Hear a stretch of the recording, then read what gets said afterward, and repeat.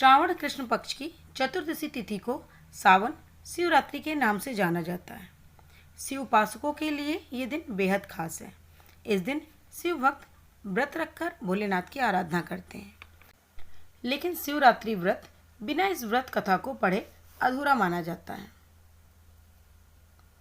पौराणिक कथा के अनुसार वाराणसी के वन में एक भील रहा करता था जिसका नाम गुरुद्रुह था। वह वन में रहने वाले प्राणियों का शिकार करके अपने परिवार का पालन करता था। एक बार शिवरात्रि के दिन वह शिकार करने वन में गया। उस दिन उसे दिन भर कोई शिकार नहीं मिला और रात भी हो गई। तभी उसे वन में एक झील दिखाई दी। उसने सोचा, मैं यहीं पेड़ पर चढ़कर शिकार की राह देखता हूँ, कोई ना कोई यहाँ पानी पीने जरूर आएगा। यह सोचकर वो पानी का पात्र भरकर विल्व वृक्ष पर चढ़ गया। उस वृक्ष के नीचे शिवलिंग स्थापित था। थोड़ी देर बाद वहाँ एक हिरनी आई। गुरुद्रुह ने जैसे ही हिरनी को मारने के लिए धनुष पर तीर चढ़ाया तो विल्व वृक्ष के पत्ते और जल शिव पर गिरे। इस प्रकार रात के प्रथम पहर में अनजाने में ही उसके द्वारा शिवलिंग की पूजा हो गई। तभी हिरनी ने उसे देख लिया और उससे पूछा कि तुम क्या चाहते हो। इस पर शिकारी बोला, मैं तुम्हें मारकर अपने परिवार का पेट भरूंगा। यह सुनकर हिरनी बोली कि मेरे बच्चे मेरी राह देख रहे होंगे, मैं उन्हें अपनी बहन को सौंपकर लौट आऊंगी।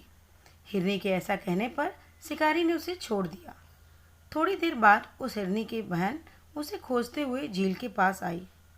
शिकारी ने उसे देखकर पुनः अपने धनुष पर तीर चढ़ाया। इस बार भी रात के दूसरे पहर में विल्व वृक्ष के पत्ते व जल शिवलिंग पर गिरे और पूजा हो गई। उस हिरनी ने भी अपने बच्चों को सुरक्षित स्थान पर रखकर आने को कहा। शिकारी ने उसे भी जाने दिया। थोड़ी देर बाद वहाँ एक हिरन अपनी हिरनी की खोज में आया। इस बार भी वही सब हुआ और तीसरे पहर में भी शिवलिंग की पूजा हो गई। वह हिरन भी अपने बच्चों को सुरक्षित स्थान पर छोड़कर आने की बात कहकर चला गया। और जब वह तीनों हिरनी व हिरन मिले तो प्रतिज्ञाबद्ध होने के कारण तीनों शिकारी के पास आ गए। सबको एक साथ देखकर शिकारी बड़ा खुश हुआ और उसने फिर से अपने धनुष पर बाण चढ़ाया, जिससे चौथे पहर में भी पुनः शिवलिंग की पूजा हो गई।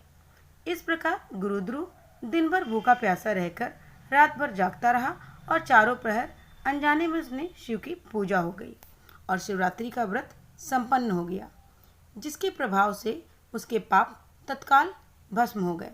सूर्योदय होते ही उसने सभी हिरणों को मारने का विचार त्याग दिया। तभी शिवलिंग से भगवान शंकर प्रकट हुए और उन्होंने गुरुद्रुह को वरदान दिया कि त्रेता युग में भगवान राम तुम्हारे घर आएंगे और तुम्हारे साथ मित्रता करेंगे, तुम्हें मोक्ष भी प्राप्त होगा। इस प्रकार अनजाने में किए गए शिवरात्रि के व्रत से भगवान शंकर ने शिकारी को मोक्ष प्रदान कर दिया। सो दोस्तों, अगर आपको ये वीडियो पसंद आई है तो प्लीज़ लाइक शेयर कमेंट जरूर करें और अगर आप चैनल पर नए हैं तो चैनल को सब्सक्राइब करें, बेल आइकन प्रेस करना बिल्कुल भी ना भूलें। इससे मेरे सारे वीडियो की नोटिफिकेशन सबसे पहले आप तक पहुंचेगी। इसी के साथ आपका दिन